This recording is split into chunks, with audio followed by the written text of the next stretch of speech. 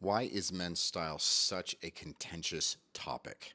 I mean, yes, it's the internet and everything is contentious and everything has haters, but there's something very unique about men's style.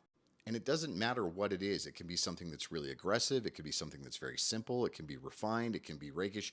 It can be whatever. Somebody's going to have a very strong opinion about it, and somebody else is going to have an oppositely strong opinion about it. And I think one of the main reasons is because, unlike a lot of other things, there's so much that goes into the world of masculinity and its relationship with appearance that people tend to want to oversimplify it.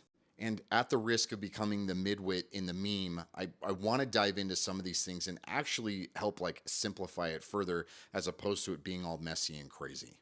Clothing has so many jobs. The first one is just pure function, like it is designed to protect us from the elements. And even some of the stuff that feels the most superfluous, like a tie, originally was rooted in function. And there are men who will say, I don't care what I look like as long as my clothing does the job because they only see it through that function lens.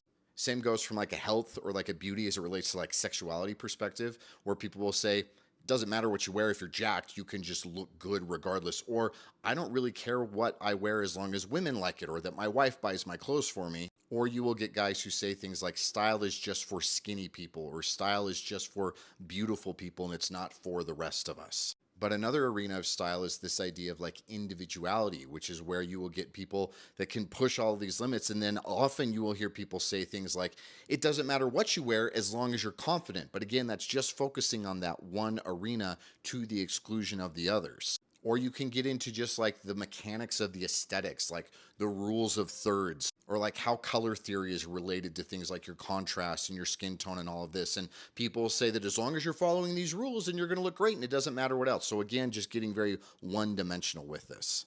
But clothing is also a tool of immersion. It's the kind of thing that we wear in religious ceremonies or at graduations or to football games or in specific events because it allows us to be more present in whatever it is that we're doing. And that immersion matters more than necessarily how it looks or anything that it says about us on an individual level. Now, obviously, none of these things exist in a vacuum, and you can take any outfit you want to, and you can plug it into any of those variables. Like, yeah, I don't love this, and it would look significantly worse if he were not in great shape and a good looking dude, or it would look significantly worse if he were somebody that wasn't as confident in the way that he was wearing it, or it would look significantly better if it actually followed some of these rules of proportions. Like, it's all so interlaced and complex.